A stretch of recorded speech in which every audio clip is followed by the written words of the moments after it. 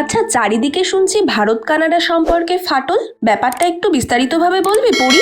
আরে বাবা, আর বলিস না রে, এটা ভীষণ সেন্সিটিভ একটা বিষয়। দেখ, কানাডার ভারতের মধ্যে 11,462 কিলোমিটারের ডিস্টেন্স থাকলেও শিক্ষা, সংস্কৃতি, বাণিজ্য সব দিক থেকেই ভারতের সাথে কানাডার খুব গভীর সম্পর্ক। কিন্তু বর্তমানে কিছু কারণে এই সম্পর্কটায় চিড় ধরেছে, আর এর পরিণতি কি হবে তা সময়ই জানে। কিন্তু আমি যতদূর জানি প্রতি বছর ভারত থেকে কানাডায় উচ্চশিক্ষা বা চাকরির সূত্রে প্রচুর মানুষ যান, তাহলে তাদের কি হবে? প্রথমে কিছু ফ্যাক্টস দিয়ে শুরু করি। সূত্র অনুযায়ী কানাডার জনসংখ্যা 3,70,00,000। তার মধ্যে অন্তত 18 লক্ষ ভারতীয় আছেন। কানাডায় প্রবাসী ভারতীয় সংখ্যা কানাডার মোট জনসংখ্যার প্রায় 3.7%। কানাডার প্রবাসী ভারতীয়দের মধ্যে প্রায় 7,70,000 শিখ রয়েছেন, দেশের মোট জনসংখ্যার প্রায় 2%। আর একটা পরিসংখ্যান জানিস যে ভারতে বসবাসকারী শিখদের তুলনায় কানাডায় বসবাসকারী শিখদের অনুপাত বেশি। ভারতের মোট জনসংখ্যার বিচারে শিখদের সংখ্যা মাত্র 1.7%। সে তো বুঝলাম, কিন্তু হঠাৎ এই শিখ প্রসঙ্গ আসছেই বা কেন? আরে কিছুদিন আগে কানাডার হাউস অফ কমন্সে প্রধানমন্ত্রী জাস্টিন ট্রুডো বলেন, কানাডার নিরাপত্তা বাহিনী কানাডার নাগরিক হরদীপ সিং নিজ্জরের হত্যার সঙ্গে ভারত সরকারের সম্ভাব্য যোগ নিয়ে তদন্ত শুরু করেছে। এবার এখান থেকেই ফাটলের শুরু। মানে কি বলতে চাইছেন উনি? এক মিনিট, কিন্তু কানাডার প্রধানমন্ত্রী জাস্টিন ট্রুডোর সাথে ভারতের প্রধানমন্ত্রী নরেন্দ্র মোদী G20 সম্মেলনের ফাঁকে দ্বিপাক্ষিক সম্মেলনে বসেছিলেন। তুই তো সে ব্যাপারে আমাদের G20 আলোচনাতে জানিয়েছিলি। বন্ধুরা, যারা এই সম্মেলনের ব্যাপারে জানো না, তারা ডেসক্রিপশন বক্স চেক করে নাও, আমি লিঙ্কটা দিয়ে দিলাম। একদমই তাই। আর সেই দ্বিপাক্ষিক বৈঠক চলাকালীন কানাডায় খালিস্তানি কার্যকলাপ বৃদ্ধি এবং ভারতীয় দূতাবাসে হামলা নিয়ে উদ্বেগও প্রকাশ করেছিলেন পিএম মোদী। তারপরেই ভারতের সাথে বাণিজ্য চুক্তি নিয়ে আলোচনা আপাতত স্থগিত রাখার সিদ্ধান্ত নেয়। পাশাপাশি খালিস্তানি জঙ্গি হরদীপ সিং নিজ্জরের মৃত্যুর পেছনে ভারতেরও হাত থাকতে পারে। ট্রুডোর এই মন্তব্যে ব্যাপারটার আরও অবনতি ঘটিয়েছে। এই বিষয়ে ভারত কি বলেছে? এই G20 সামিটের সময় যখন কানাডার প্রধানমন্ত্রী এদেশের প্রধানমন্ত্রীর কাছে এই অভিযোগ তোলেন, তখন সাথে সাথেই সেটা খারিজ করে দেওয়া হয়। আর তখন থেকেই চাপা উত্তেজনা বেড়ে চলেছে। ভারত এবং কানাডা দুই দেশই অপর দেশের রাষ্ট্রদূতকে বরখাস্ত করেছে। কানাডার নাগরিকদের জন্য ভিসা বন্ধ করলো ভারত। অপরদিকে ভারতে বাণিজ্য মিশন স্থগিত করলো কানাডা। মোট কথা, দুই দেশের মধ্যে ঠান্ডা লড়াই শুরু হয়েছে। এদিকে কানাডায় বসবাসরত ভারতীয় নাগরিক ও পড়ুয়াদের জন্য বিজ্ঞপ্তি প্রকাশ করেছে ভারত সরকার। সেখানে বলা হয়েছে, কানাডায় ভারত বিরোধী কার্যকলাপ বাড়ছে, রাজনৈতিক প্রশ্রয়ে অপরাধ ও হিংসার ঘটনা বৃদ্ধি পাচ্ছে। এমন পরিস্থিতিতে সর্বোচ্চ সতর্কতা অবলম্বন করে চলার পরামর্শ দেওয়া হচ্ছে।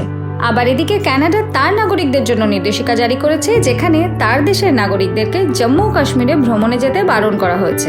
আচ্ছা, এসব কি হঠাৎই শুরু হয়েছে?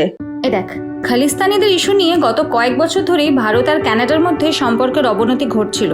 ভারতের মতে খালিস্তানি পন্থীদের কাজকর্ম কানাডা ছাড়া ইউএসএ, ইউকে এবং অস্ট্রেলিয়াতেও ছড়িয়ে আছে। অস্ট্রেলিয়ার বিভিন্ন হিন্দু মন্দিরে তারা আক্রমণ করছে। ভারতের থিঙ্ক ট্যাঙ্ক অবজারভার রিসার্চ ফাউন্ডেশনের ভাইস প্রেসিডেন্ট এবং লন্ডনের কিংস কলেজের আন্তর্জাতিক সম্পর্ক বিভাগের অধ্যাপক হর্ষ পন্থ বলেছেন, ভারত সরকার মনে করে এবং সেটা তারা জাস্টিন ট্রুডো সরকারকে বারে বারে বলেওছে যে খালিস্তান সমর্থকদের কড়া হাতে নিয়ন্ত্রণ করুক কানাডা সরকার। কট্টরপন্থীদের হুমকি নিয়ে কানাডা সরকার যে তথ্য প্রকাশ করে, আগে সেখানে খালিস্তানিদের উল্লেখ থাকতো, কিন্তু গত কয়েক বছর ধরে তাদের কথা ওই প্রতিবেদন থেকে সম্পূর্ণভাবে মুছে ফেলা হয়েছে। আমার মনে হয় জাস্টিন ট্রুডো শিখ ভোট ব্যাংককে তুষ্ট করতেই বোধহয় খালিস্তানপন্থীদের প্রতি নরম মনোভাব নিয়ে চলছেন, বলেছিলেন হর্ষ পন্থ। কানাডায় ট্রুডো সরকার গঠনে শিখরা যথেষ্ট সক্রিয়। কানাডার হাউস অফ কমন্সে 18 জন শিখ সাংসদ রয়েছেন। আচ্ছা, এই ঘটনা নিয়ে অন্য দেশগুলি কি বলছে? কানাডা ও ভারতের মধ্যে যে কূটনৈতিক বিরোধ শুরু হয়েছে, তা যাতে কোনোভাবেই আন্তর্জাতিক সম্পর্কগুলোর ওপর প্রভাব না ফেলে, তার জন্যই প্রবল চেষ্টা চালাবে পশ্চিম বিশ্বের মন্ত্রী এবং কর্মকর্তারা। আর ইতিমধ্যেই কানাডার পররাষ্ট্র মন্ত্রণালয় জানিয়েছে যে মিস্টার ট্রুডো মার্কিন প্রেসিডেন্ট জো বাইডেন এবং ব্রিটিশ প্রধানমন্ত্রী ঋষি সুনকের কাছে বিষয়টি উত্থাপন করেছেন। হোয়াইট হাউস বলেছে যে মার্কিন যুক্তরাষ্ট্র এই হত্যার অভিযোগের বিষয়ে গভীরভাবে উদ্বিগ্ন, আর কানাডার তদন্ত এগিয়ে নিয়ে যাওয়া এবং অপরাধীদের বিচারের মুখোমুখি করা সেটাও অত্যন্ত গুরুত্বপূর্ণ। যুক্তরাষ্ট্র ও অস্ট্রেলিয়াতে বৃহৎ শিখ সম্প্রদায় রয়েছে, তাই এই ধরনের কূটনৈতিক দ্বন্দ্ব তৈরি হওয়ার কারণও রয়েছে। আচ্ছা, এর জন্য কি কি অসুবিধা ঘটতে পারে? তার আগে এখানে একটা তথ্য বলে রাখা ভালো। 2022 সালে কানাডা ভারতের মধ্যে বাণিজ্যিক আদান প্রদানের পরিমাণ ছিল সবথেকে বেশি। কানাডা থেকে মূলত সার, কয়লা, কোক, অন্যান্য খনিজ দ্রব্যের মতো শক্তি উপাদান, বিভিন্ন রাসায়নিক দ্রব্য, কাঠের সরঞ্জাম ইত্যাদি আমদানি করে ভারত। এগুলো যদি কোনো কারণে বন্ধ হয়ে যায় তাহলে ভারতে এই সমস্ত জিনিসপত্রের দাম ভীষণভাবে বৃদ্ধি পাবে। আর ভারত থেকে কানাডায় যায় ভোগ্যপণ্য, যানবাহন, বিমান তৈরির সরঞ্জাম, বৈদ্যুতিক যন্ত্রপাতি এবং পোশাক।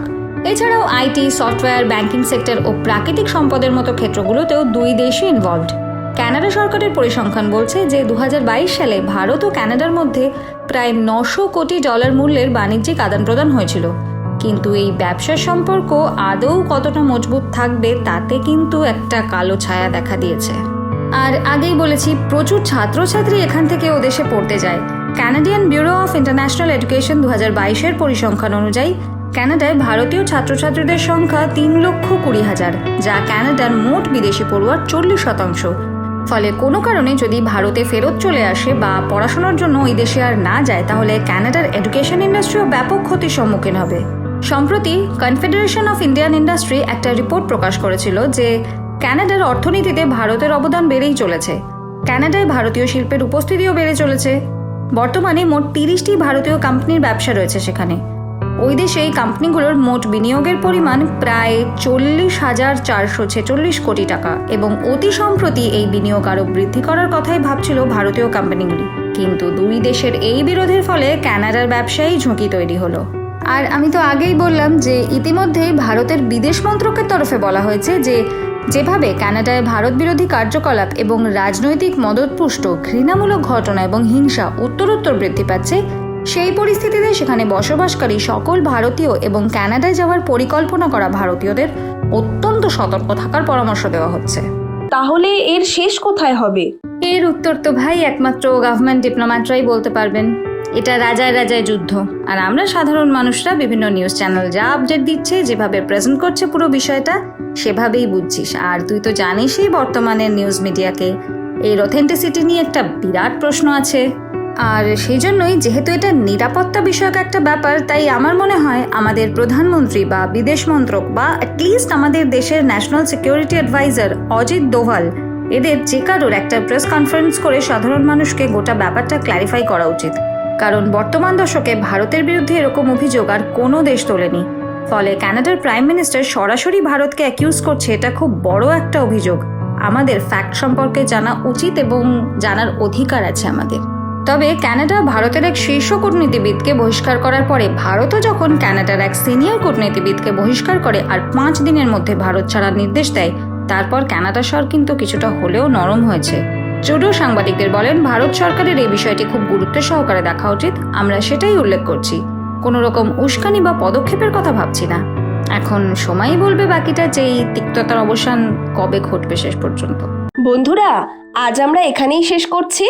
দেশ সম্পর্কিত গুরুত্বপূর্ণ ঘটনাবলী জানতে আমাদের ইউটিউব চ্যানেল সমৃদ্ধ বাংলাকে অবশ্যই সাবস্ক্রাইব করো। আর হ্যাঁ, অবশ্যই প্লিজ কমেন্ট করে জানাও যে এই তথ্যগুলো তোমাদের কেমন লাগছে। ভালো থেকো সবাই, ভীষণ ভালো থেকো। দেখা হচ্ছে খুব শীঘ্রই পরের ভিডিওতে। টাটা।